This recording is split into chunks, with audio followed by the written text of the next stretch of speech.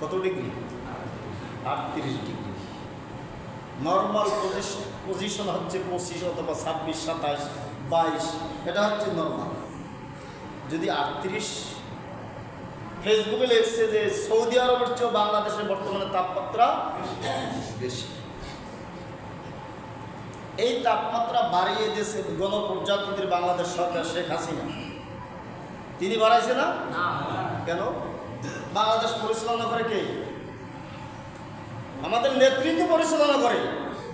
তাপমাত্রাও তো নেত্রী বাড়াইছে। তাপমাত্রা বাড়াইছে কে? কোন মানুষের ক্ষমতা আছে তাপমাত্রা বাড়াইবার? কোন মানুষের ক্ষমতা নাই যে তাপমাত্রা বাড়াই দিবে।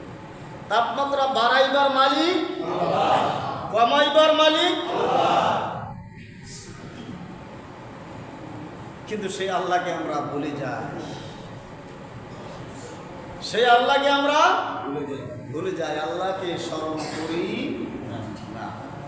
যে আয়াতে কারিমা তেলাওয়াত করেছি আপনাদের সামনে, ইয়া আইয়ুহাল্লাযীনা আমানু লা তুলহিকুম আমওয়ালুকুম ওয়ালা আওলাদুকুম আন যিকরিল্লাহ ওয়া মান ইয়াফআল যালিকা ফাউলাইকা হুমুল খাসিরুন।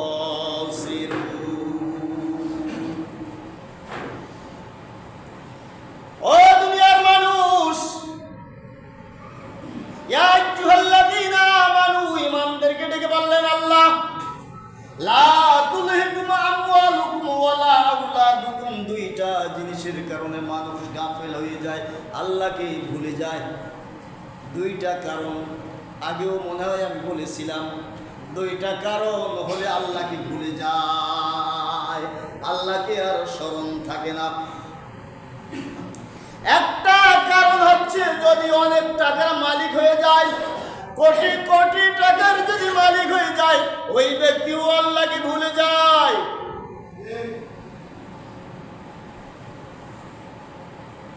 কথা ঠিক কিনা? কোটি কোটি টাকার যদি মালিক হয়, এখন আর আল্লাহর কি দরকার আছে? আমি তো সম্পূর্ণ। এই কোটি কোটি টাকা আল্লাহ ছিনিয়ে নিতে সময় লাগে কত সময়? 10 বছর? 5 বছর? 1 ঘন্টা অথবা আধা ঘন্টার ভিতরে সব কিছু আল্লাহ নিয়ে যেতে পারে। কোটি কোটি টাকার মালিক, আপনার ঘরে টাকা বস্তা বড় আছে, আল্লাহ যদি মুহূর্তের ভিতরে কারেন্টের একটা সার্কিট যদি পুরে আগুন ধরাইয়া দিতে পারে, আগুন ধরাইয়া যদি দেয়, মুহূর্তের ভিতরে আপনার ঘরটা পুরে ছাই হয়ে যায়। কথা ঠিক কিনা? ইতিহাস সাক্ষী দেয়। পিছনের দিকে তাকাইয়া দেখেন, বঙ্গবাজারে যখন আগুন লেগেছিল, কোটি কোটি টাকার মালিক ছিল, মুহূর্তের ভিতরে ফকির হয়ে গেছে। মানুষের কাছে বলতে লাগছে, আমি ঈদের জন্য আমার ছেলে মেয়েদেরকে যে একটা কাপড় কিনে দিব, সেই টাকাও আমার কাছে নাই। এরকমের কথা আসছিল কিনা? কোটি কোটি টাকার মালিক মুহূর্তের ভিতরে আল্লাহ ফকির বানিয়ে দিতে পারে, আবার মুহূর্তের ভিতরে আল্লাহ ধনী বানাইয়া দিতে পারে। পারে কি পারে না? এটাও বাস্তব প্রমাণ আছে। আমাদের দক্ষিণবঙ্গের ভিতরে স্বরূপকাঠি একটা থানা আছে। অনেকে নাম শুনুন, অথবা স্বরূপকাঠি লোক থাকতেও পারেন এখানে। সকালবেলা গরিব দেখছি, যেটা একেবারে গরিব, বিকেলে সে লক্ষ লক্ষ টাকার মালিক। গাছের ব্যবসা, মুহূর্তের ভিতরে সে বড়। আবার দেখা যাচ্ছে মুহূর্তের ভিতরে ফকির। নদীর পার ভাঙ্গে ওপার ভরে, এই তো নদীর খেলা।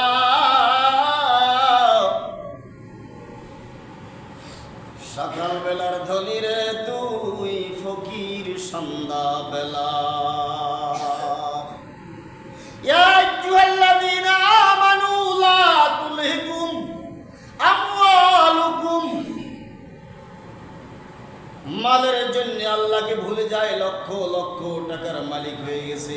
এখন আর আল্লাহকে ডাক দেওয়ার কোনো প্রয়োজন নাই, আল্লাহকে ডাক দেওয়ার কোনো প্রয়োজন নাই, নামাজের প্রয়োজন নাই, হজের প্রয়োজন নাই, যাকাতের প্রয়োজন নাই,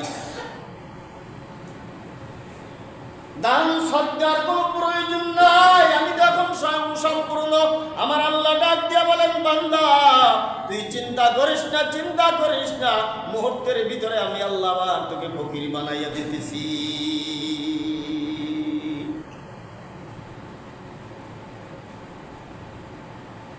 এরপরে আসছে সন্তান সন্ততি, ছেলে মেয়েদের জন্য মা বাবার নামাজ রোজা বন্ধ হয়ে যায়।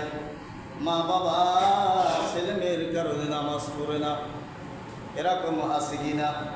ছেলে মেয়ের কারণে মা বাবা জেল খাটে, এরকম আছে কিনা? ছেলে মেয়ের কারণে মা বাবা আল্লাহওয়ালা হয়ে যায়, মা বাবা ভালো প্রশংসিত হয়ে যায়।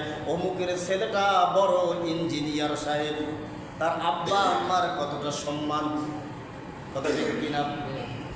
ছেলে মেয়ের কারণে কিয়ামতের দিবসে আল্লাহর দরবারে আল্লাহর কাছে নূরের টুপি পাবে কোন ছেলে? যেই ছেলে দুনিয়ায় বসে হাফেজে কোরআন হয়েছে, আলেম হয়েছে, ওই ছেলের কারণে, ওই হাফেজে কোরআনের কারণে কিয়ামতের দিবসে আল্লাহর পক্ষ থেকে নূরের টুপি পাবে। আল্লাহর পক্ষ থেকে ওই হাফেজে কোরআনের ওসিলায় সে জান্নাতে বড় একটি মাকাম, বড় মাকামে উচ্চ মর্যাদা সে পাবে। আবার এই ছেলে মেয়ের কারণে ওই মা বাবা জাহান্নামের ভিতরে যাবে। এজন্য আমার আল্লাহ বলতেছেন, ইয়া আইয়ুহাল্লাযীনা আমানু লা তুলহিকুম আমওয়ালুকুম ওয়ালা আওলাদুকুম আন যিকরিল্লাহ।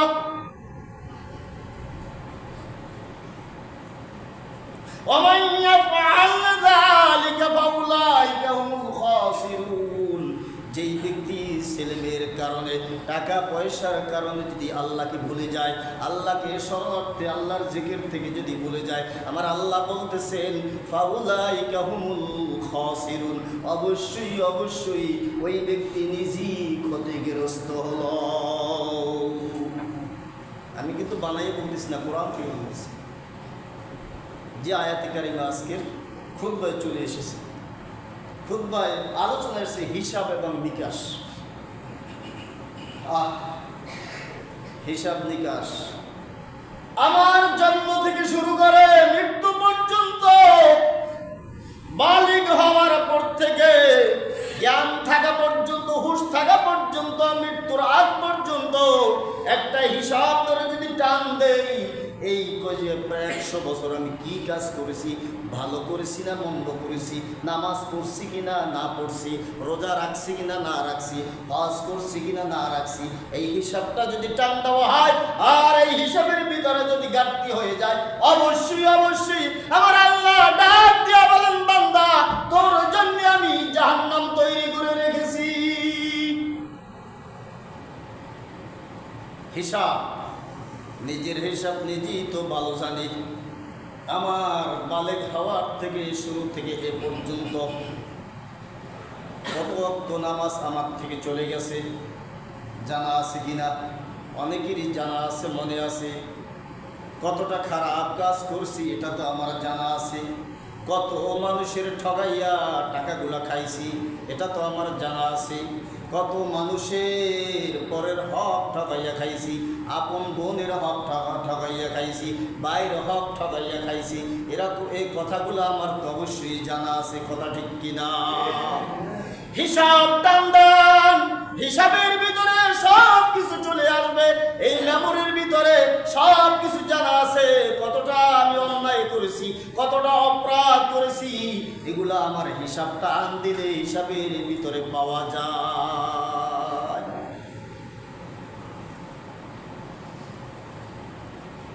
এজন্য বলা হচ্ছে এখনো সময় আছে, আল্লাহর কাছে যদি তওবা করা যায়, আল্লাহর কাছে যদি ক্ষমা প্রার্থনা প্রার্থনা করা যায়, আল্লাহ আমি তো মনে হয় গুনাহ করেছি, অপরাধ করেছি, আল্লাহ আমি তো আর বেশি দিন মনে হয় বাঁচব না, আল্লাহ আপনি আমাকে ক্ষমা করে দিন।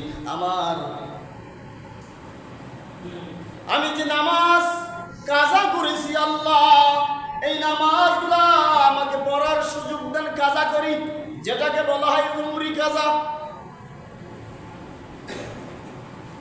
আল্লাহ আমি যে গুনাহের কাজগুলা করেছি, আমি আপনার কাছে ক্ষমা প্রার্থী, আপনার কাছে তওবা করতেছি, আল্লাহ আপনি আমাকে মাফ করে দেন। আমি আর জীবনে এখনো কোনো কাজ করব না, আল্লাহ আপনি আমাকে মাফ করে দেন।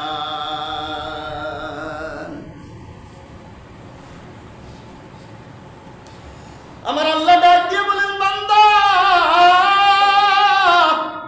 তুমি যতই অন্যায় করো না কেন, যতই অপরাধ করো না কেন, যতই গুনাহের কাজ করো না কেন, আমি আল্লাহ আমার কাছে ডাক দিয়া যদি তুমি বলতে পারো, ওরে বান্দা আমি তোমার জীবনের সমস্ত গুনাহ খাতাগুলি আল্লাহ মাফ করে দিব।